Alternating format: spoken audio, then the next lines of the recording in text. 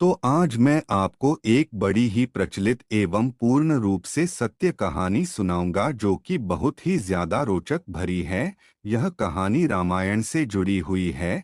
तो आइए सुनते हैं कुछ अनोखी कहानियां तथा कृपा करके चैनल को सब्सक्राइब करें ताकि और आध्यात्मिक कहानियां सबसे पहले आप तक पहुंचे। धन्यवाद। तो सुनिए।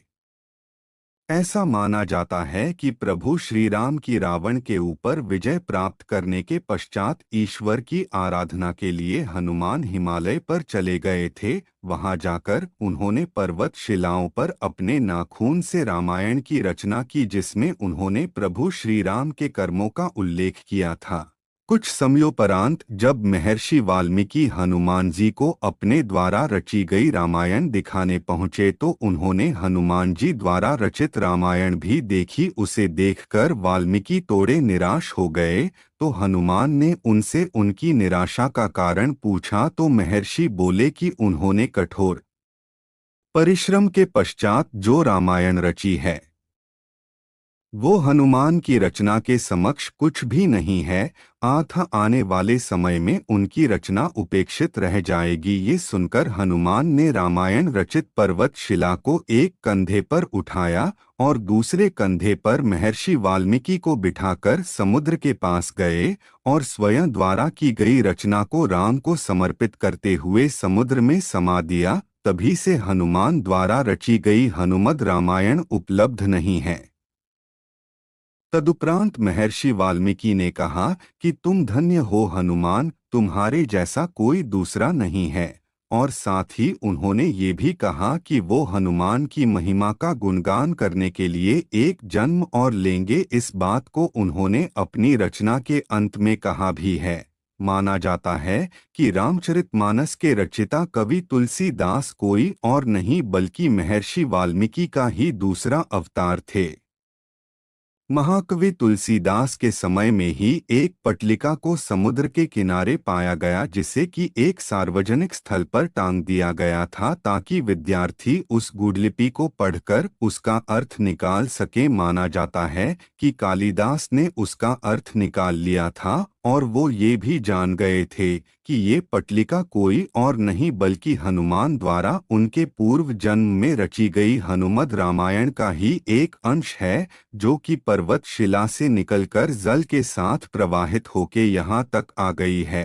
उस पटलिका को पाकर तुलसीदास ने अपने आप को बहुत भाग्यशाली माना कि उन्हें हनुमद रामायण के श्लोक का एक पद्य प्राप्त हुआ।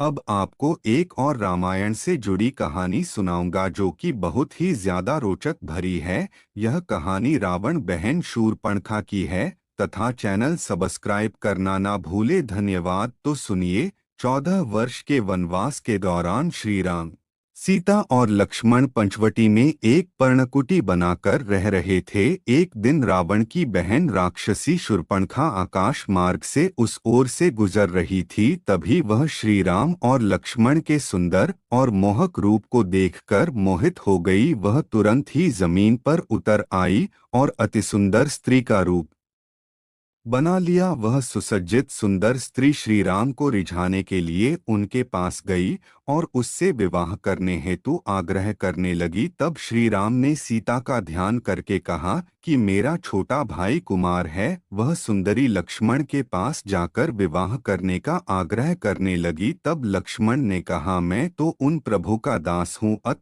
पराधीन हूँ। मुझसे विवाह करने में तुम्हें सुख प्राप्त नहीं होगा क्योंकि सेवक को सुख प्राप्त नहीं होता। वह सुंदरी पुन श्री राम के पास गई और राम ने उसे पुन लक्ष्मण के पास भेज। अब लक्ष्मण ने फिर उस सुंदरी को समझाकर राम के पास भेजा तो वह क्रुद्ध होकर अपने भीषण रूप में प्रकट हो गई। उसे इस रूप में देखकर श्री राम का इशारा पाते ही लक्ष्मण ने तुरंत ही शूरपणखा को बिना नाक और कान की कर दिया। अब शूरपणखा ऐसी लग रही थी मानो काले पर्वत से गेरू की धारा बह रही हो। वह और भी विकराल हो गई। तो क्या आप जानते हैं महर्षि वेदव्यास जी का जन्म कैसे हुआ था? आइए सुनते हैं यह अनोखा कहानी तथा चैनल सब्सक्राइब करना ना भूले। धन्यवाद। तो सुनिए। प्राचीन काल में सुधनवा नाम के एक राजा थे। वे एक दिन आखेट के लिए वन गए। उनके जाने के बाद ही उनकी पत्नी रजस्वला हो गई। उसने इस समाचार को अपनी शिकारी पक्षी के माध्यम से राजा के पास भिजवाया। समाचार पाकर महाराज सुधनवा ने एक दोने में अपना वीर्य निकालकर पक्षी को दे दिया। पक्षी उस दोने को राजा की पत्नी के पास पहुंचाने आकाश में उड़ चला। मार्ग में उस शिकारी पक्षी को एक दूसरी शिकारी पक्षी मिल गया। दोनों पक्षियों में युद्ध होने लगा। युद्ध के दौरान वह दोना पक्षी के पंजे से छूटकर यमुना में जा गिरा।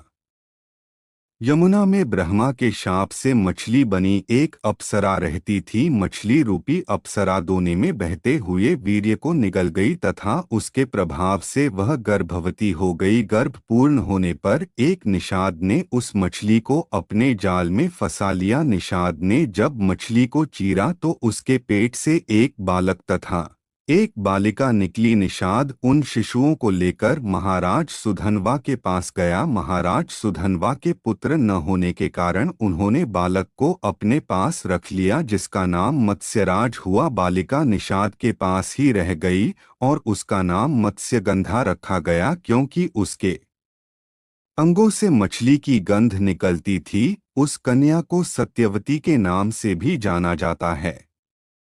बड़ी होने पर वह नाव खेने का कार्य करने लगी। एक बार पाराशर मुनि को उसकी नाव पर बैठकर यमुना पार करना पड़ा। पाराशर मुनि सत्यवती रूप सौंदर्य पर आसक्त हो गए और बोले, देवी, मैं तुम्हारे साथ सहवास करना चाहता हूँ। सत्यवती ने कहा, मुनिवर, आप ब्रह्मज्ञानी हैं और मैं निषाद कन्या, हमारा सहवास संभव नहीं है। तब पाराशर मुनि बोले, बालिके, तुम चिंता मत करो, प्रसूति होने पर भी तुम कुमारी ही रहोगी। इतना कहकर उन्होंने अपने योगबल से चारों ओर घने कुहरे का जाल रच दिया और सत्यवती के साथ भोग किया। तत्पश्चात उसे आशीर्वाद देते हुए कहा, तुम्हारे शरीर से जो मछली की गंध निकलती है वह सुगंध में परिवर्तित हो जाएगी। समय आने पर सत्यवती गर्भ से वेद वेदांगों में पारंगत एक पुत्र हुआ। जन्म होते ही वह बालक बड़ा हो गया और अपनी माता से बोला, माता, तू जब कभी भी विपत्ति में मुझे स्मरण करेगी, मैं उपस्थित हो जाऊंगा। इतना कहकर वे तपस्या करने के लिए द्वैपायन द्वीप चले गए। द्वैपायन द्वीप में तपस्या करने तथा उनके शरीर का रंग काला होने के कारण उन्हें कृष्ण द्वैपायन कहा जाने लगा। आगे चलकर वेदों का भाष्य करने के कारण वे वेदव्यास के नाम से विख्यात हुए। ऐसे ही पौराणिक एवं धार्मिक कहानियाँ देखने के लिए हमारे चैनल को सब्सक्राइब करें तथा बेल आइकन दबाएं ताकि और भी आध्यात्मिक कहानियाँ सबसे पहले आप तक पहुँचे। धन्यवाद।